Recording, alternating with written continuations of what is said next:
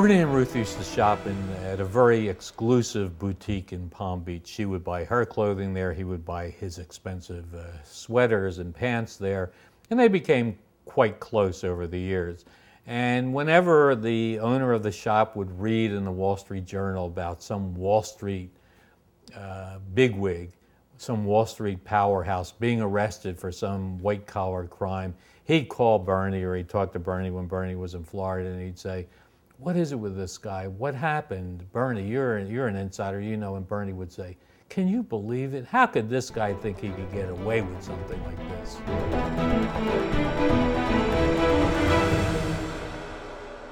Even when Bernie was in high school, he was a scam artist, and that underscored itself so incredibly when he was assigned to do an oral book report in his English class. Bernie was not a reader. He was not much of a student. He wasn't the brightest bulb in the chandelier, so to speak. And he actually stood up for 15 minutes, made up a book, made up a title, engrossed the entire class and his teacher for 15 minutes, and it was all a scam. Beginning from his high school years, he convinced people later on to invest with him. So there were all kinds of victims, high school friends, people grew up with him in Laurelton, Queens, college friends. All through his life, people were victimized, including his sister, his sister-in-law. He was an equal opportunity crook.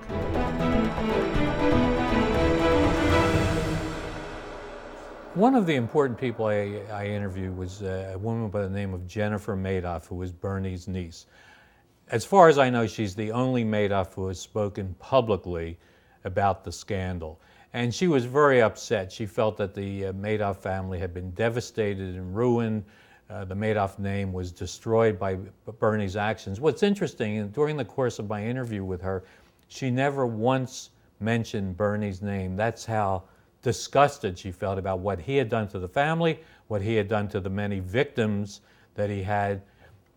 She was very sincere, very open, and in fact, she was a victim. There was going to be a grant under her husband's name, the late Roger Madoff, for a writer's program. None of the money was ever paid up by the Madoffs because Bernie was arrested just before the check was to be written. There were people who told me that they couldn't believe that Elie Wiesel, who was criminalized by the Nazis, was in concentration camps, was one of the most respected of the Holocaust victims, who had a great charity, was taken by Bernie. What kind of man would do that to Elie Wiesel?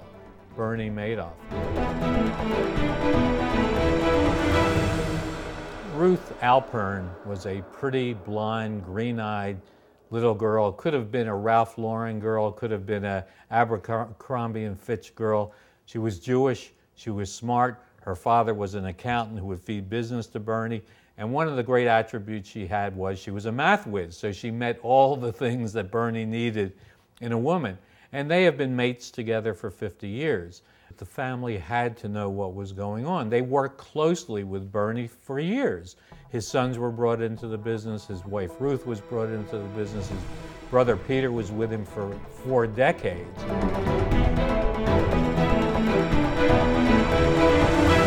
It's my opinion, and the opinion of other experts I've interviewed for this book, that Bernie is taking the fall for a lot of other people. He wanted to protect his family, he didn't want to see them prosecuted, and he's fearful of naming very high-powered people who are criminals, who could get him in prison. There's actually fear, in fact, that he only has 2 years to live in prison before someone nails him to make sure he doesn't talk.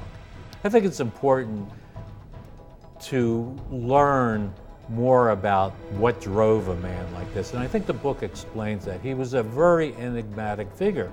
No one knew who he was until the day he was arrested in the general public, and even among many of his investors.